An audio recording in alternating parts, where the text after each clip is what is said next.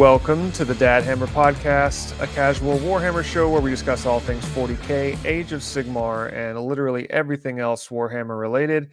Whether you are a beginner or a seasoned veteran, we are so glad that you've joined us on your Warhammer journey. I am your host, David the Warboss, and I am joined by Medicae Steve. Steve, how's it going, buddy? It's going great. Yeah, I'm happy to be here. We're having scheduling things these days. Man, it's we're in summer. At least I say Mhm. it's summer. My wife is very quick to correct me and say, "No, summer hasn't started yet. Summer starts in like 3 days or something." That's fair. Um, yeah, but I mean, when it gets hot I was gonna say it's and 95 degrees. That's summer.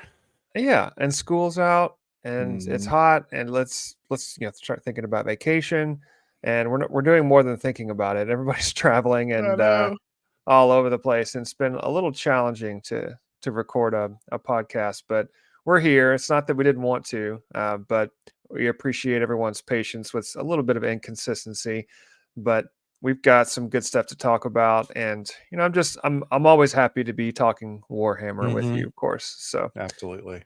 good stuff. Well, before we get into the meat of the show, I did want to read a review that someone left from the UK on Apple Podcasts. This is a little bit of an older review, but because of the way Apple Podcasts sorts them, sometimes it's a little difficult to go through and check everything out. But this is from user, and I'm going to say, I don't know how to pronounce it. I'm going to say Admaletz, Admaletz, and very short and sweet. But the title of the review was "Hits the Sweet Spot," and what I like is the very first part here, like listening to myself. Like listening to myself, dadding, nerdiness, hobby time, and gaming with the kids. Really wonderful and good Warhammer hobby info. I It's like that great. it's just a single sentence, Yeah. and I like listening to myself. I mean, that's where I've talked about this before. When we first started this podcast, it was really just Steve and I talking to each other. I'm like, well, I mean, we might as well record it, and then we Yeah. can listen to ourselves, which I did a lot of, and at the I beginning, I know. was always It listening was to it. it was so weird listening to myself. Very, Uh, very strange. I gotten over it, but ooh, man, Yeah. it's tough. Well, Admaletz, thank you so much for the review. Remember, if you are listening to this or watching on YouTube, you can leave us a review. Apple Podcast is a really great place to do that. You can also, of course, leave the review on Spotify or shoot us a note in Instagram or YouTube. We're all over the different social networks. So just let us know what you think. And then you can also send us an email at contact@dadhammerstudios.com. We'd love to hear from you, and we will read your review on the show. So please don't be a stranger. All right. With that, we have got a very interesting show today. Got a couple of good topics, but well, the first thing we're going to go through, we are almost on the getting really close rather to the So pre-order close. for Age of Sigmar Scaventide. And for our 40k listeners that are already rolling their eyes, well, hold on, because we're not going to go in depth on the Age of Sigmar, but I wanted to talk specifically about the recently announced reward bonuses. So if when you, just like with Leviathan and 40k, if you pre-order the box set, they're going to throw in some extra goodies, and this is no different for Scaventide. But a little bit of I don't know, a little bit of controversy where things are slanted more towards Games Workshop stores and their online web store versus the friendly local game store. So we want to talk through the implications of that and whether or not it has any kind of negative context to it. And then for another topic, we're going to cover a little bit of Warhammer 101. We've done this previously with charging. That's what we covered last time. So make sure you check out that episode a couple episodes ago. And this one tonight, we're going to be talking through the first turn. And primarily, this is geared toward our listeners that are new players or maybe beginners in the game, but can apply to veterans. And, I'm always learning something, even though I've been playing this game for a while.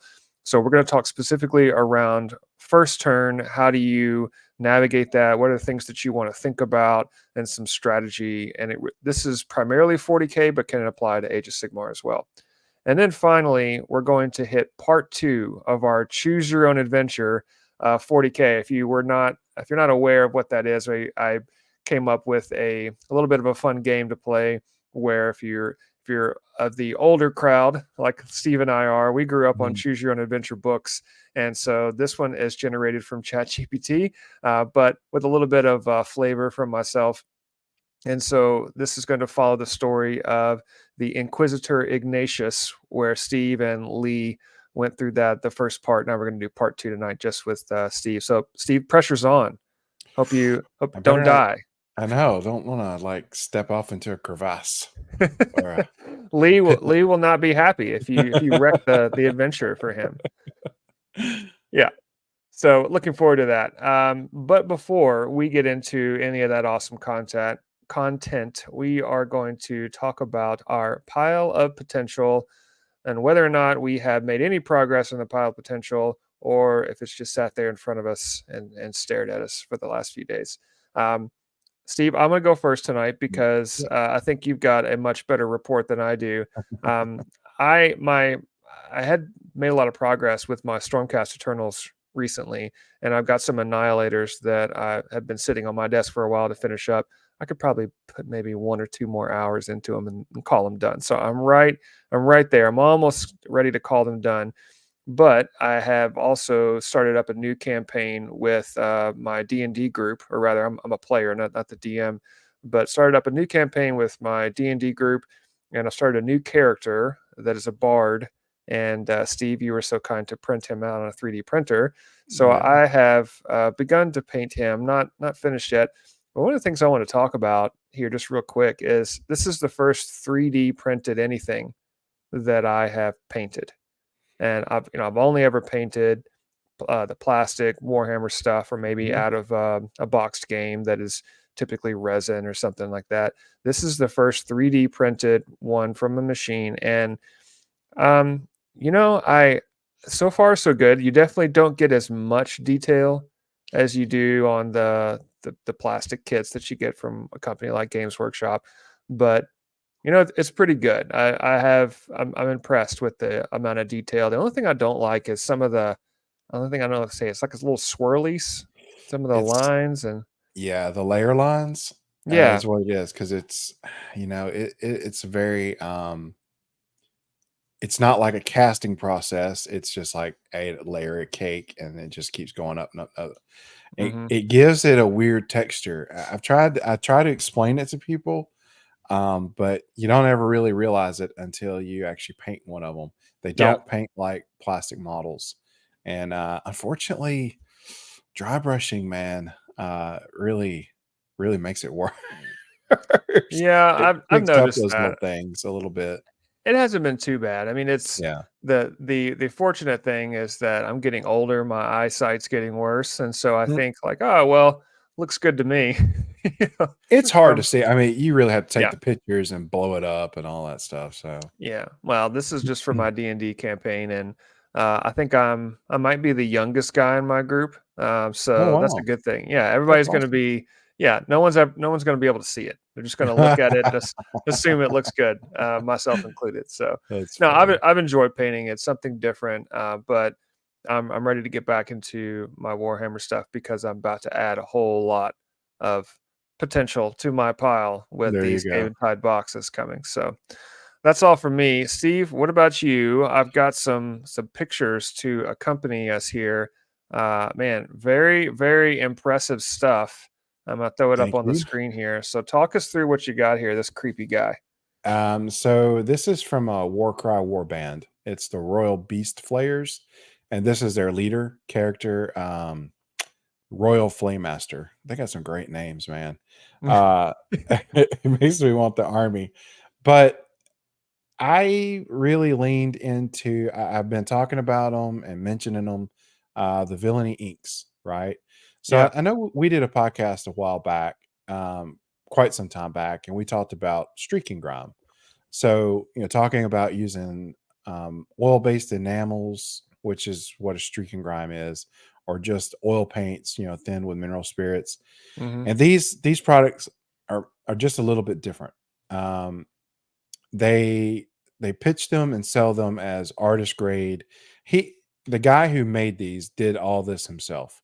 So he started from the pigment base, figured out what kind of medium to put them in, and they are petroleum based enamel. So you have to use white spirits to use them. So it's the same principle. You can slap it on, and then you'd use that reductive method of pulling it off with white mineral spirits on either a makeup sponge or a Q-tip or something like that. So I bought these. I actually went in on a Kickstarter. So because I was like, I really liked it. I love Streak and Grime. I talked it up for a long time. Hmm. Um, but it's one color. All right. So they currently have 7 colors, I think, in their line, and they're different. I think if you use Streak and Grime and go into this product thinking that it's going to be exactly the same, it's a little bit different. Hmm. So I actually started just a black base coat, and I used an airbrush, so I was able to do like a gradient zenithal highlight. I used a gray, and then I went to a white to the tops, right? Just the brightest spots were just a white, and it did everything from a top down kind of angle, so you kept the shadow and everything. And then after that, I didn't do much of anything. I used a little contrast on the fur.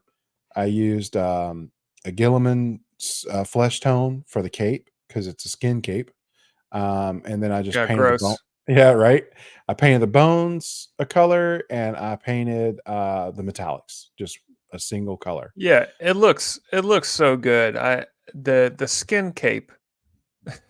I mean, just to say that is disgusting. And it's got like a on the back, it's got some poor sap's arm Yeah, there's a couple of on arms. there along with the stitching. Hmm. And man, like, I mean, we've said this before, but who comes up with this stuff? You got some sick people Dude, that make really cool miniatures. no kidding. Yeah, Well, it made it easy, and this is the character. I consider this a character model, right? This is a model that I wanted to spend some time on because I like spending time on characters. yeah, And collectively, I probably have 5 hours in this model, and that's it. And the way these inks are made, I mean, I could go into a whole tutorial on them from my experience. Though I'm a potato at making videos, so that doesn't work out so hot. But you can vary the surface finish, right? Like, I don't know if you see the bone necklace, but those are hung with guts. So I did paint yeah. them up. I didn't spend The a lot of time painting intestines. it, but I have a color called Carrion Crimson, and it's a bunch of red particles suspended in this medium and stuff. So it's not like throwing a Carolberg Crimson acrylic wash on there. It gives this real mottled effect, Hmm. but it dries a little more glossy than the others do. And I don't know, I think it's intentional. So it made those guts look real glistening. I don't have a better word for it. The skin itself, so the skin is a Coelia green tone that they have. Hmm. So Hmm. that's just white highlight under there. And I just use that ink to make the greenish dead skin.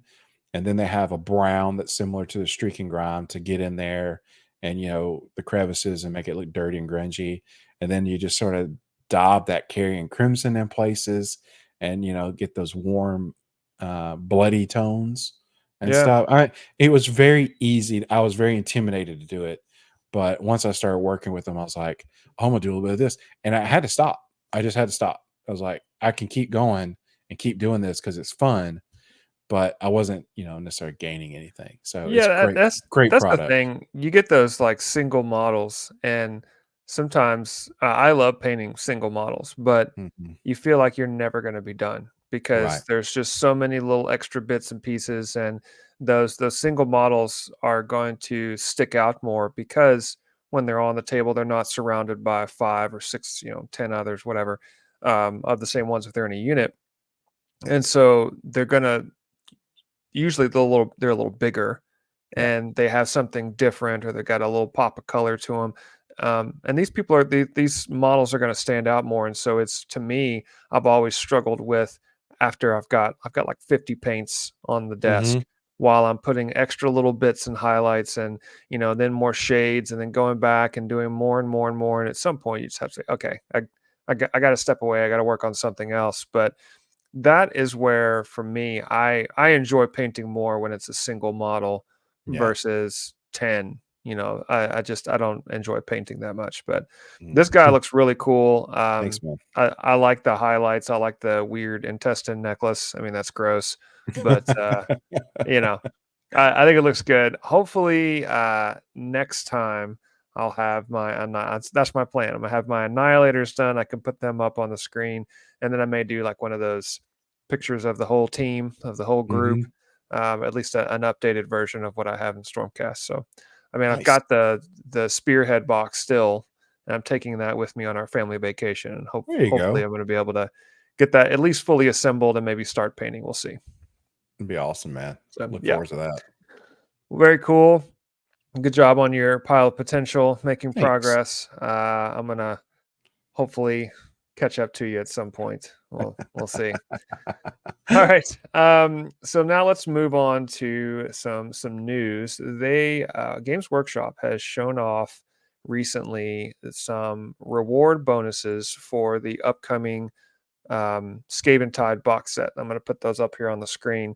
So they showed off some coins. These are collectors coins for objective markers, which Mhm. if you are a collector like myself, when you go to the Games Workshop store and you spend $100, they give you a little coin for your trouble, and then you have a nice folder that you can put them in, and it looks kind of cool. They're always different every single month, which is neat. These are Age of Sigmar specific that are just for objective markers, and it has the cool Skaven symbol and then the Stormcast symbol on, so 6 in total. So you get 3 of the Skaven Tide symbols and then 3 of the Stormcast ones. So great for playing games. The only caveat where I've actually used these coins for objective markers is sometimes they blend into the mat and you can't really see them as brightly. So even Mm. though the ones that you get in the box, for at least for 40K with the Leviathan box or those the random objective markers, even though they're not as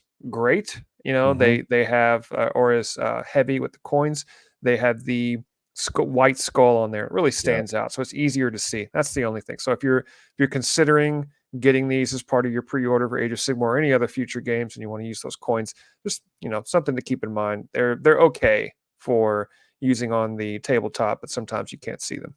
Yeah. So this is the one. If you buy this from the Games Workshop local store, I believe Mhm. that's correct. That's how you're going to get these. You have to buy them from the local store. Um, and then the next one that you have that they are offering are these command point markers. So very similar, but you're going to get these. You're 12 metal command point tokens, and you're going to get these if you buy them from. Oh, I'm sorry. Actually, I just wanted to fact check. So if you order online, you get the Right. coins. If you order Okay. online, Okay. you get the coins. If you order from the local store, you get the command point tokens, and these look like little pins or badges Mm, or something with Skaven symbols and Stormcast symbols. And I guess you just have a way yeah. to say that you've used them, like currency or something. I I guess. I mean, is that how you keep up with how many command points you have? And I mean, we always use a dice. I think they look cool. Um, I don't know Yeah, practicality. I don't know if I would use them in game. I don't know yeah. yet. I I don't don't know. know. I mean, and that's the one thing is just a piece of advice for anyone that's never gotten up into the pre-order for a Games Workshop game.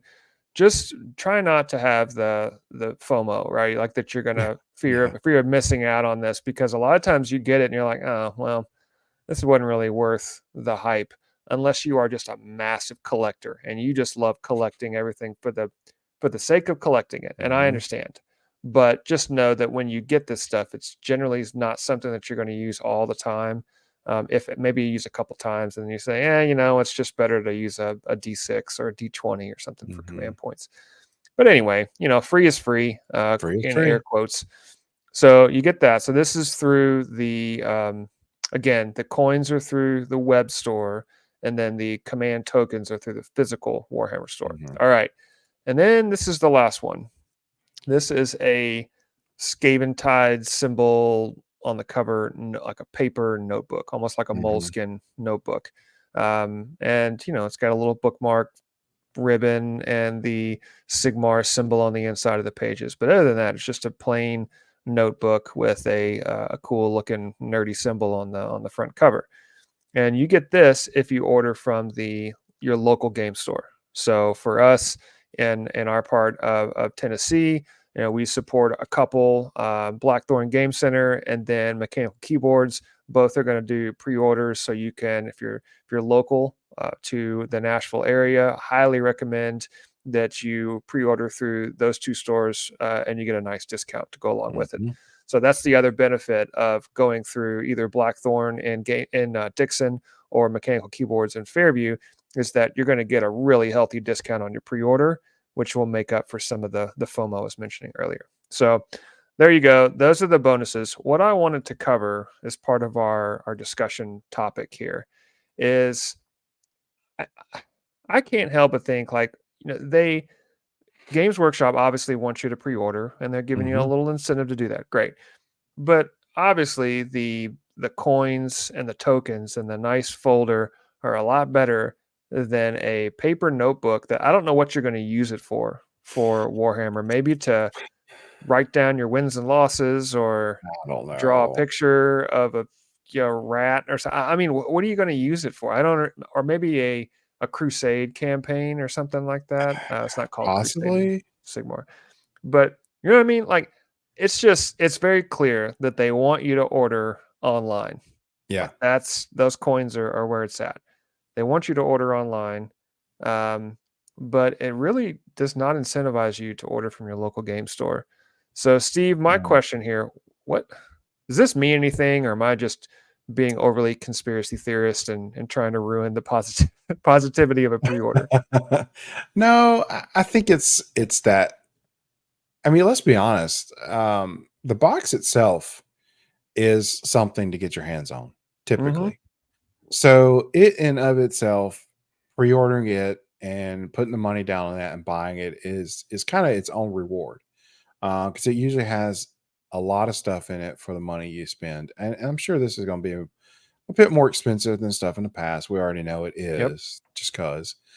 Um, Adding that to it, I don't know. I don't know if it's one of those things like, or especially this. So Dominion, I bet you can go on Amazon and still buy a Dominion box for like $100.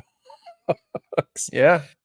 And I know it was pumped up. I know it was elevated, and it's a nice box. I'm not dogging it whatsoever.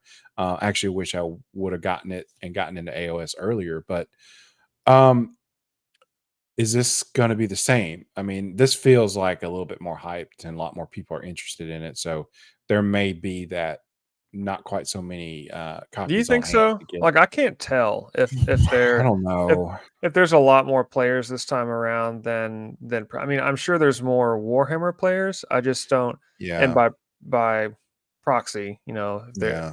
40K is still the main game, and Hmm. people are going to be playing Age of Sigmar at some point, but it does not have the following that 40K does, unfortunately. No. And I have to confess, I'm still on the fence as to whether I'm going to get the box or not. Oh, Just really? because, yeah, I know Or this just is because of it. the Just armies because that it the comes with? armies, I like Mhm. the armies. I actually dig the Skaven. I'm not gonna lie. Um, I would love to have that book and some of the other little knickknacks come in there. I was a little underwhelmed by the terrain. I don't. Ye- Thankfully, you don't. Yeah. Thankfully, you don't need a lot in AOS, so that's okay. Um, my issue is I have so much stuff to do. I mean, I've got like only 7 figures out of the Leviathan box done, and it's still on the shelf. And I have to admit that to our listeners because it's bad. It's real Yeah, bad. I So know. I don't know if I need you. I mean, I understand your point. You already have Stormcast. You already have Skaven. This is the new edition. That's a big deal. That fits you.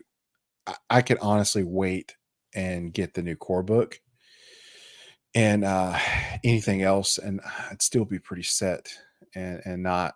I don't feel like I'd be wanting for anything at the moment. Hmm. But it is nice. I love the hype, and I'm trying not to buy it just because I'm hyped about it. I'm like excited for it. That's the hard part. Like I'm trying to discipline myself a little bit here. Yeah, Uh, they but mm, they throw the price of the core book after when they make it mhm. available, right? The only way you can get it initially is through the Skaven Tide Right. box, and then like I don't know how long they take, maybe a month or so, and then they make It's it like a minute. available. Yeah. Yeah, to get the core book standalone, which a lot of people are going to be waiting on. And from what I remember, wasn't the core book like 70, $80 or something like Yeah. that? It's Have they? pretty. I mean, I think with a discount at a local store, you're still going to pay about 60. Yeah, but so if you think of the Skaven Tide box set being, what is it, 250? Is that what they've settled on? That's what I've heard. I've 250, heard, 300. yeah, something around there. Yeah. All right, well, let's just assume it's 250, and that comes with the rule book, and this is all MSRP, right? Retail. Yeah. So if it's 250, and then if the rule book itself is going to be 80, probably, Hmm. I Hmm. would assume, and then so you're knocking that down to what, 170 bucks. Right. If I did my math right, yeah, okay, math. It's a struggle, but you're on 170 bucks, and you're paying $170 for two armies, some terrain, and the cards and some other stuff. So there's definitely value. There's a But spearhead book too. There's a separate yeah, spearhead. right. That's Okay. pretty So cool. yeah, that's cool. Like, will that, and Mhm. of course the question is still out. They say that the spearhead rules are going to be free, but I don't know. They said We've that been down last this time. road. Yeah, where it's going to be free, and it was Till it's for a few not. minutes, and Yeah. then they take it away, or when Mhm. they say the rules are free and really it's just the basic rules, Mhm. and very few people just play the basic rules because that doesn't Right. include things like terrain and cover and other stuff. So I don't know. I think, to me, these pre-order rewards, they penalize the local game store a little bit. And I Yeah. wonder, is there a bad relationship there? I mean, if you're a local game store owner, do you feel like you're missing out on something, or is that why they're giving discounts? Because if Games Workshop were to offer the same pre-order bonuses to a local game store that was providing a discount, then why would you go to a GW store? And Exactly. they got to pay bills and the staff. Right. So it's a weird conundrum for them to have, but I I don't know. I still think though the local game stores outnumber your Games Workshop stores and probably by a tune of 3 to 1 in any Yeah, I given would area. imagine so. If Yeah. you have a GW store in your area, I would almost bet 5 to 1.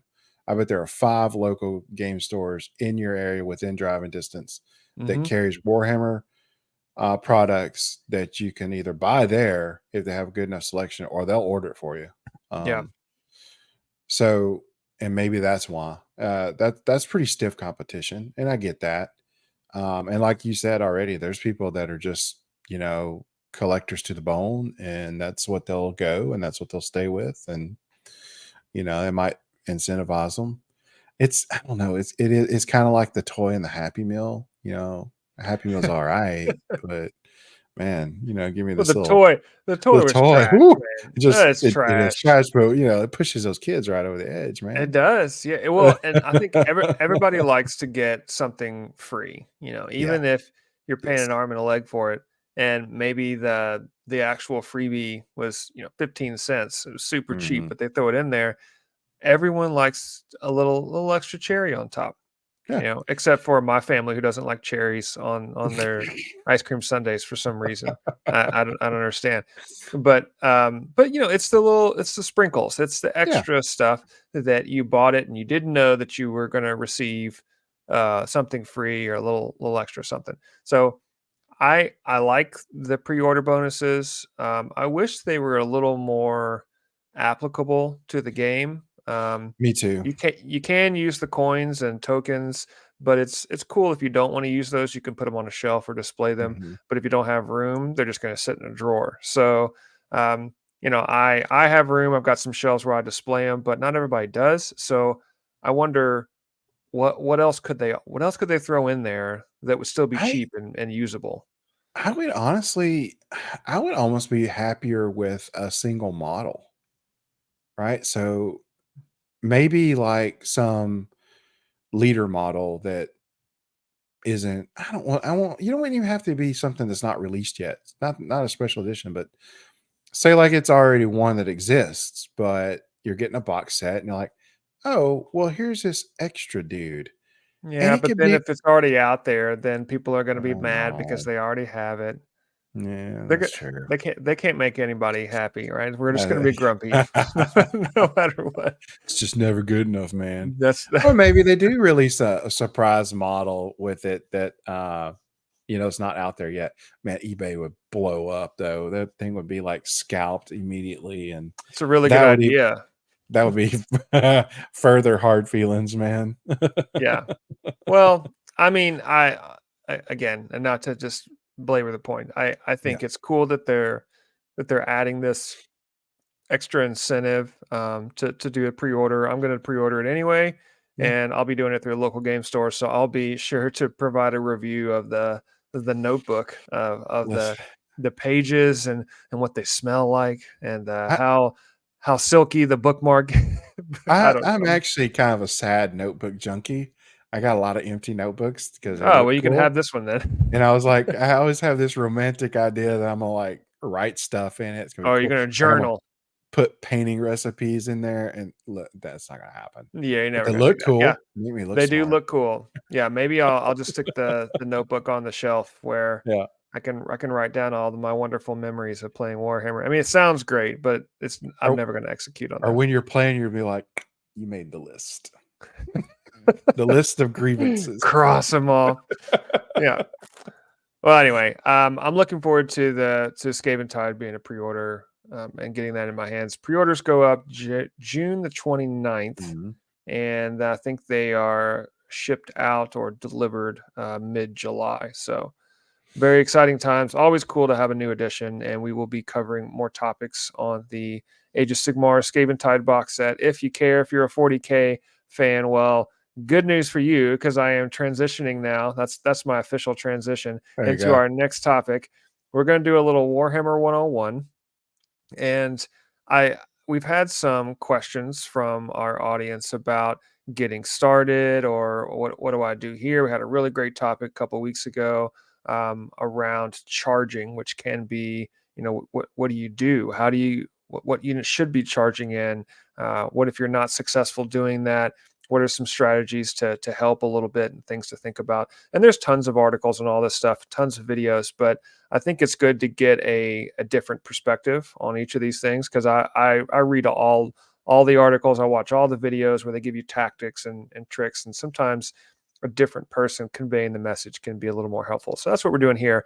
And in this particular Warhammer 101, we're going to talk about first turn. So I thought this was a good thing to talk about Mhm. because I remember getting my first full army on the board and playing up against a friend of the show, Lawson, and he's a really good player. And Mm. I had all these models playing orcs, and I had no idea what to do. I was like paralyzed with fear, being Mhm. analysis paralysis, where, okay, should I move them over here? Should I do this?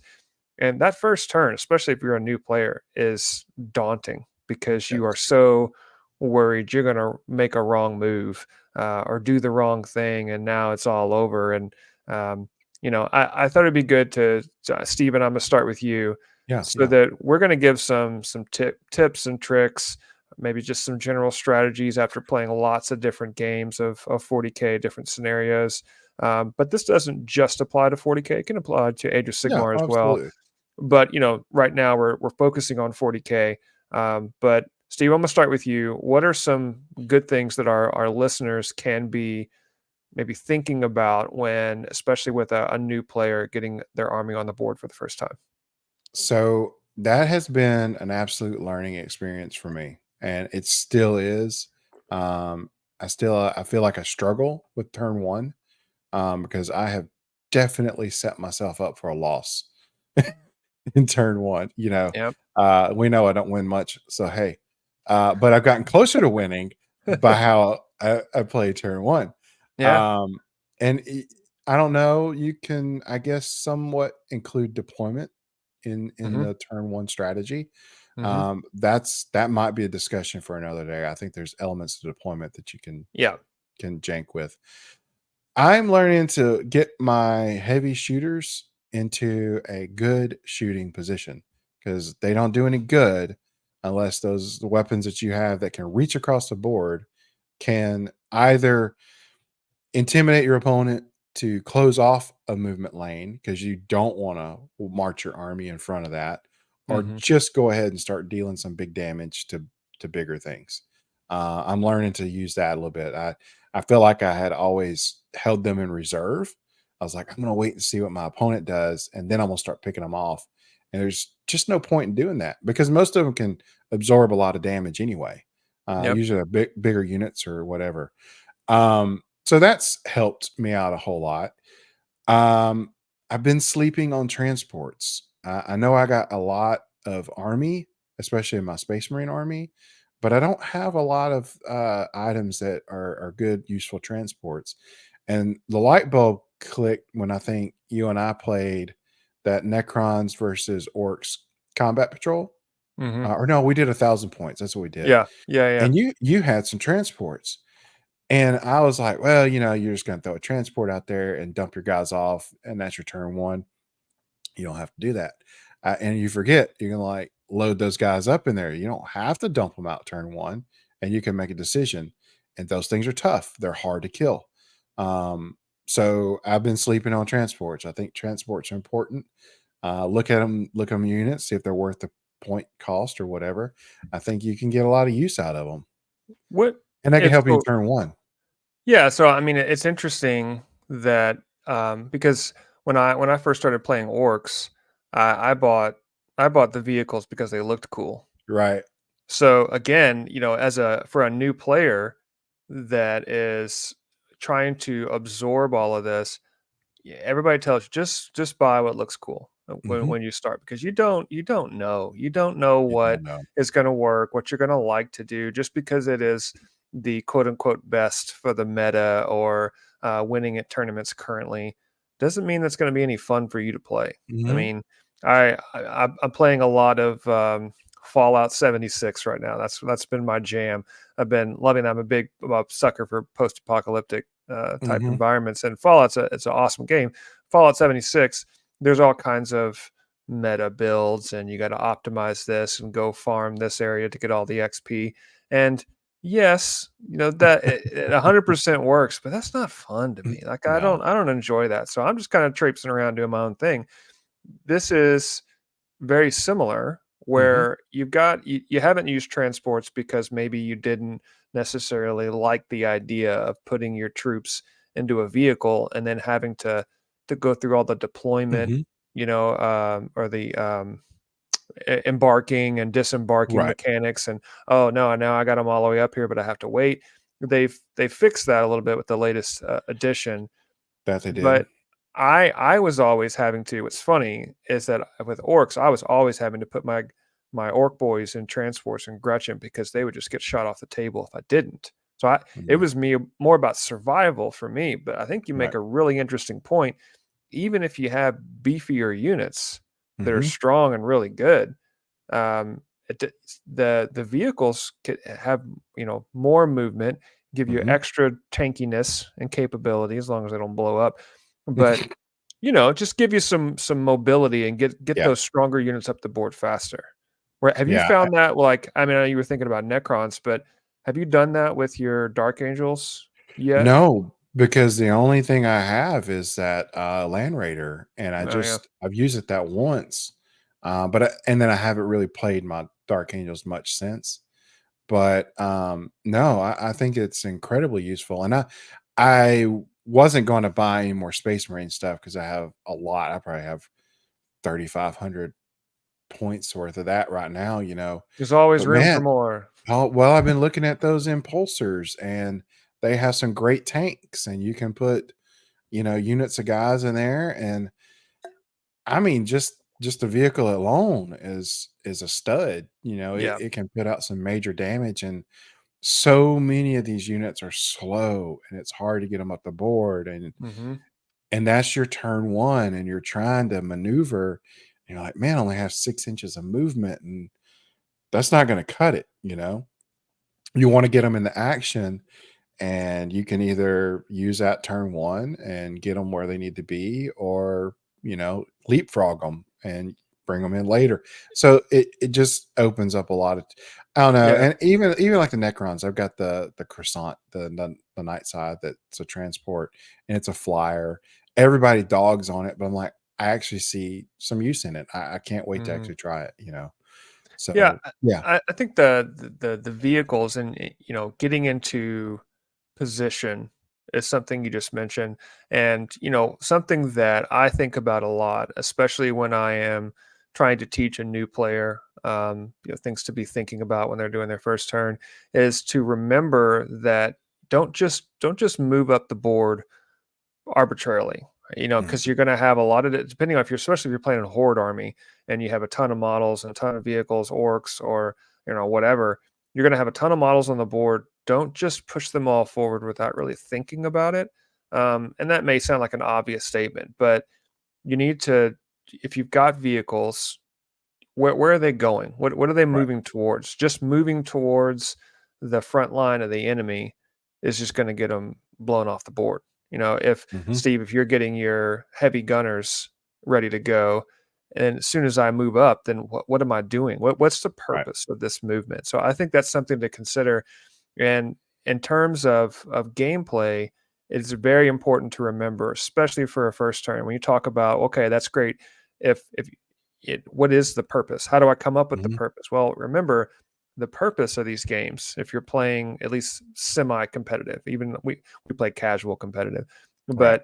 but even if you're just playing a regular game and you're not just doing deathmatch or something, the purpose of the game is to get the objectives, Mhm. to get close to the objectives, to get on those objectives. So when you start your movement, where are the objectives? What's your Right. strategy? How do you hold them? How do you get on the objective and not get immediately blown off? So if you don't want to put your fast units immediately on the objective, because Mhm. then they have to park there and they can't be Mhm. fast anymore.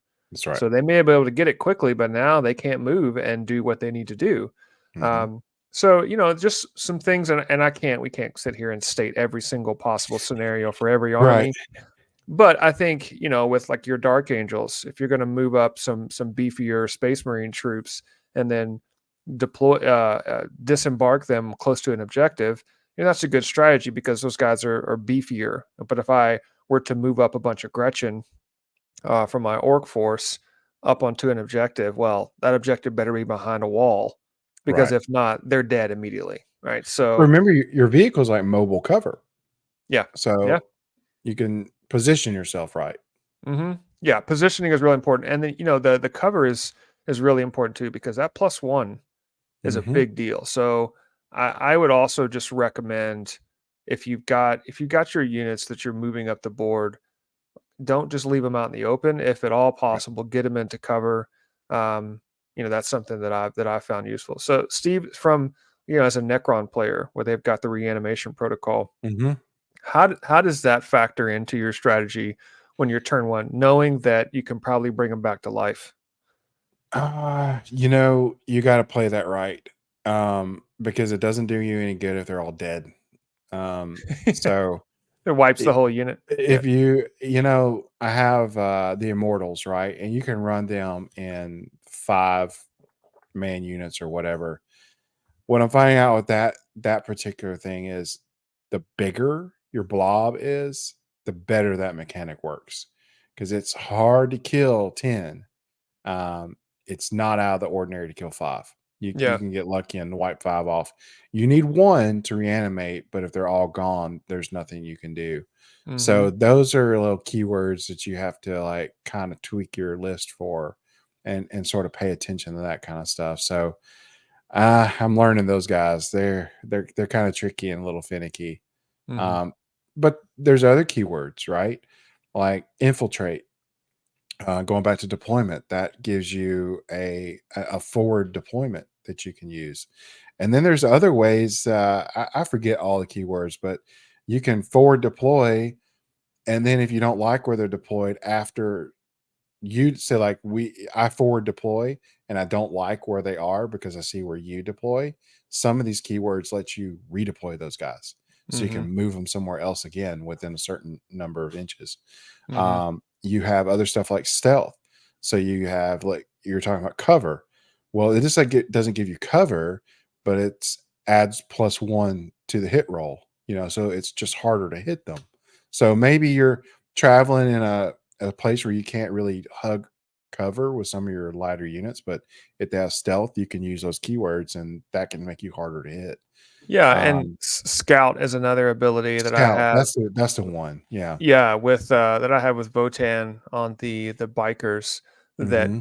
I would deploy them, and then before, if it's your turn, before the first move, I get to move them again, their Right. movement characteristic, which is cool, but I've also messed up where I have moved them into a because I have the ability to move, Yeah. doesn't necessarily mean and that's where deployment comes in. Because if I deploy Hmm. them in a really dumb location, or if it's a safe location where I deploy them and then I want to move them and I move them into closer, right, to an Hmm. objective. Well, that's great, but I didn't move them into cover as well. So you really got to think a couple of moves ahead, which Hmm. sometimes I struggle with personally. So I just, do a lot. it's the only way to really do all of this is just to get reps in. You got to play a lot Oh of yeah. games and screw up. That's Hmm. really the best Uh, way. yeah, and the downside is the games. It's a long learning process because the games can be hours long. So it's like, oh, I don't want to do that again, but now I got to wait till the next time we do to see if I Yeah. can learn from my mistake. So but that's the fun of it. It gives Hmm. you the anticipation for what you're doing next. Yeah. It lets you look forward to the next game. It's fun. Yeah, and so I mean, there are so many things many different tips, that we could Hmm. give on this. We didn't, that we could spend an entire show talking about first turn and the implications of certain armies and certain abilities, and then what if your opponent does X, you do Y. There's all kinds of strategies around this, but what I just to wrap up our segment, what I would encourage our listeners, especially if you are a new player, have only played a couple of games, it's okay to make mistakes. It's okay to be a little more cavalier in your Hmm. decision making because take some risks. Don't do it every time. Make sure you're Yeah. learning from your mistakes. Maybe write them down in your collector's edition Ah, Age of Sigmar notebook. your twin tail comet notebook. There you go.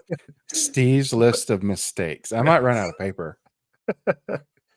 But I mean, it's important to take a few gambles Yeah. every game. I would say maybe one or two, depending on your opponent. If you're playing someone that maybe is not as skilled, if you're playing your younger brother, younger sister, or maybe someone that just started. I know that whenever I'm playing a brand new player, I'm not there to try to just completely wipe them off the map because Right. they'll never want to play again.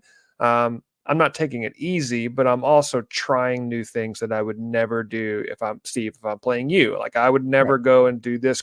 I would never have this unit deployed, and I would never put Mhm. him over there or take this weapon if I'm playing Steve. But if I'm playing a brand new person, yeah, why not? It'll be Yeah. fun. So that would be something else. If you're a veteran, try new tactics with new players, and Yeah. if it doesn't work out, you've got the all these other rules in your head to fall back on, whereas a new player is just throwing stuff out there. So for the new Mhm. players, I would say just make notes or keep mental notes in your head of what worked and what didn't. So maybe Agreed. maybe there is a use for these notebooks, Steve. I'm We I'm, I'm just now found it. starting to think. I love it. Them All and right. those Well, Benjamin tokens. that's right. Well, hopefully this was helpful for our listeners here and this will hopefully help you become a better player. If you have any games coming up and this has really been something that's good for you and you've had some success with it, let us know. Throw a comment Yeah. in on YouTube or shoot us an email, contact@dadhammerstudios.com. Or if you've also got some additional strategy that you would like to put out to the community, I see a lot of guys putting some stuff on there on our YouTube channel. After one of these podcasts, they'll throw in a comment or two. So again, love the commentary. Keep that coming. And if you like this, we'll cover more topics in the future. This Warhammer 101. If you really like this is beneficial to you, let us know that as well. Yeah. We can all learn together. Yeah, Yeah, and we could write all our mistakes in our Yeah, notebooks. absolutely. Okay, so it is now time for part two. I'm going to start our spooky music here. Yes. What's that? Yeah. It smells like heresy. Mm-hmm. So this is part two of our Choose Your Own Adventure. This is the adventure of Inquisitor Ignatius, and if you are just coming on the tail end of this, I encourage you to go back to listen to part one, which is the tail end of one of our last shows. So um, I'll do a quick recap as far as the intro to this. You are Inquisitor Ignatius, tasked with rooting out heresy and preserving the Imperium of Man.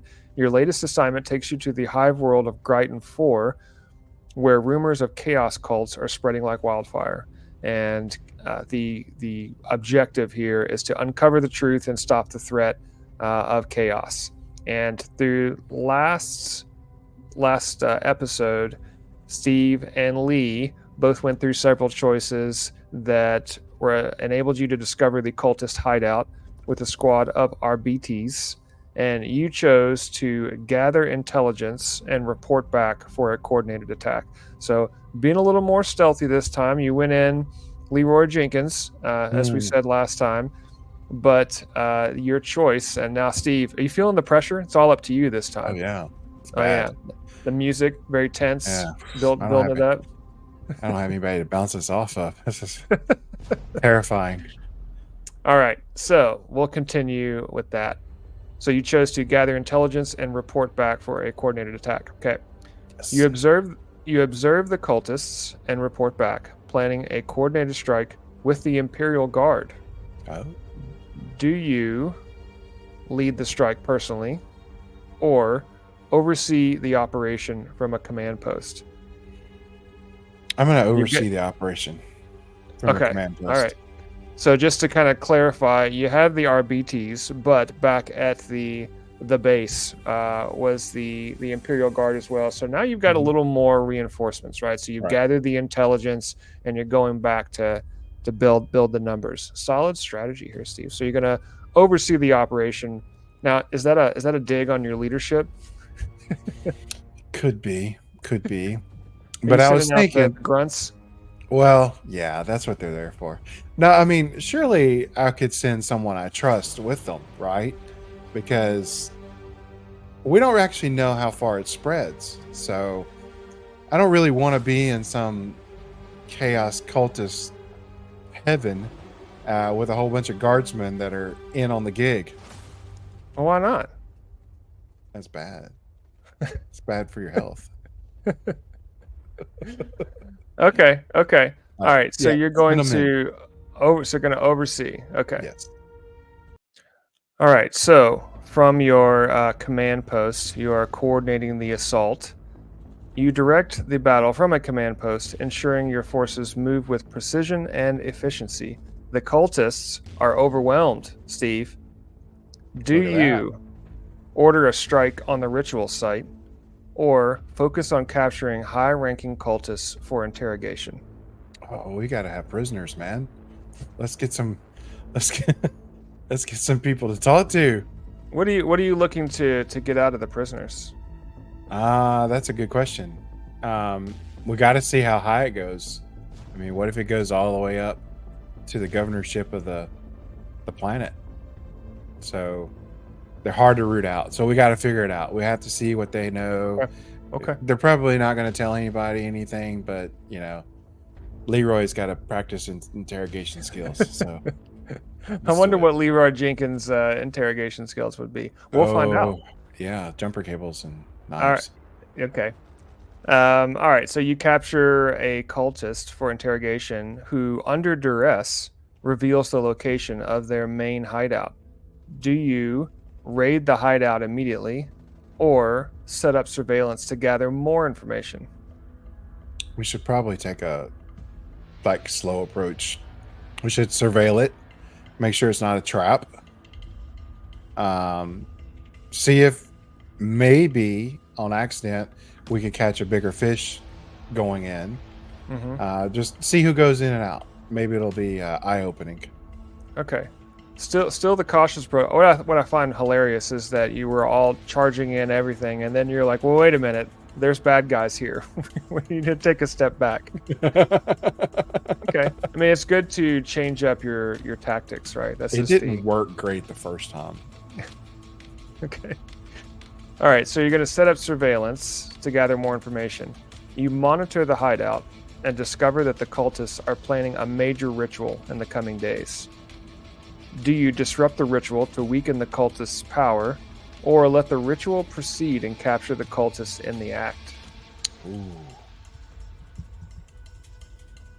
Huh. Let's let the ritual proceed. Oh man, really? Yeah. Oh yeah. What if they're making sacrifices? Is that just Well, you gotta crack some eggs to make an omelet.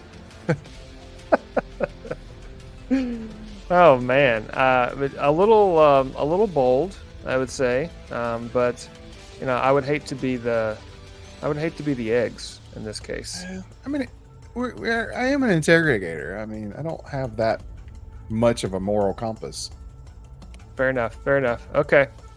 All right. So you're gonna let the ritual play out and see what happens. All right. As you attend the ritual, you actually blend in and mingle with the cultists, and you're attending yourself, overhearing their plans for a large-scale uprising in the hive. Do you relay this information to the Imperial Guard and your superiors, or sabotage their preparations from within? I'm gonna sabotage our preparations from within. I don't know if I trust everybody yet. You want to trust your own leadership, you mean? I don't trust my leadership, but I don't want to tell everybody what's going on. I mean, that might get to the wrong people. Let's sabotage from within. Okay. All right. So you sabotage the ritual, but also sabotage their weapons within the cultists and escape quietly. So by sabotaging those weapons and slip away, you significantly weaken their ability to launch attacks. So now the choice is, do you use this opportunity now to strike their main base with their weapons sabotaged and weakened, or do you continue to gather intelligence for a larger assault? I think we should gather intelligence for a larger assault. Because I feel like this is just not. I feel like this is like still small fish, man. So you feel like you're not hitting the right. I feel like if I strike now, I won't get to the heart of it. Okay. All right. So you are now getting more intelligence by setting up surveillance to monitor the cult activity by planting hidden cameras and monitoring devices around the manufactorum. Over the next few days, you gather valuable intelligence on their operations. So finally, do you use this information to once and for all launch a coordinated strike, or do you gather more intelligence and more information in hopes for a larger payoff? I feel like time's running out. We should make a strike. Okay. All right. The decision has been made to make a strike. With the intelligence you gathered, you launch a coordinated strike on the cult's remaining stronghold. And we will find out what happens on the next episode. That's the cliffhanger. I love it. All right. So this is fun. I enjoyed doing this, and I'm not going to be extending the entire show out, but hopefully this has been enjoyable for our listeners.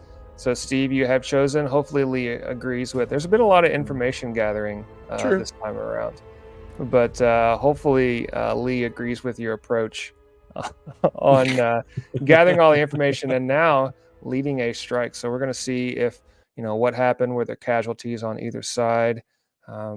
Have you found the source of all the heresy, or Mm, have you fallen victim to it yourself?